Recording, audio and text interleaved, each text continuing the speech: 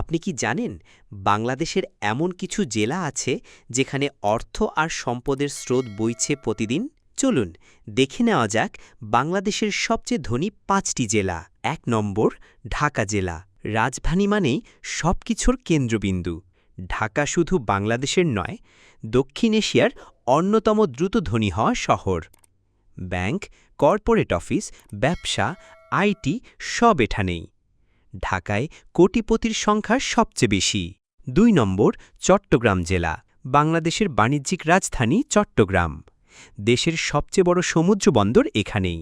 শিল্প, আমদানি রপ্তানি আর ব্যবসায়ীদের শহর। এখানকার ব্যবসায়ীরা তো রীতিমতো টাকা দিয়ে সময় মাপে। ৩ নম্বর নারায়ণগঞ্জ জেলা। শিল্প কারখানার গর্জন আর পণ্যের ঢেউ এই দুইই বাঁচে নারায়ণগঞ্জ।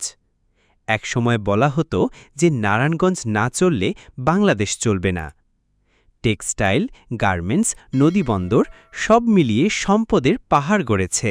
৪ নম্বর সিলেট জেলা। যদি বলি সিলেটের মানুষ শুধু দেশে না, বিদেশেও ধনী, তাহলে ভুল হবে না।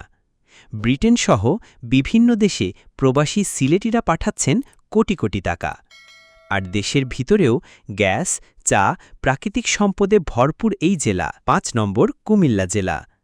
চুপচাপ কিন্তু ধনী। কুমিল্লা একদিকে শিল্প, আরেকদিকে প্রবাসী আয়ের অন্যতম কেন্দ্র। এই জেলার ব্যবসায়ী ও উদ্যোক্তারা দেশের অর্থনীতিতে বিশাল ভূমিকা রাখছে। এগুলো হলো বাংলাদেশের ৫টি ধনী জেলা।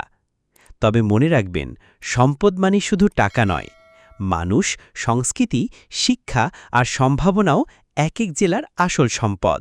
আপনার জেলার নাম আছে কি এই তালিকায়? না থাকলেও চিন্তা নাই, আমরা সবাই মিলে বাংলাদেশকে আরও ধনী করব।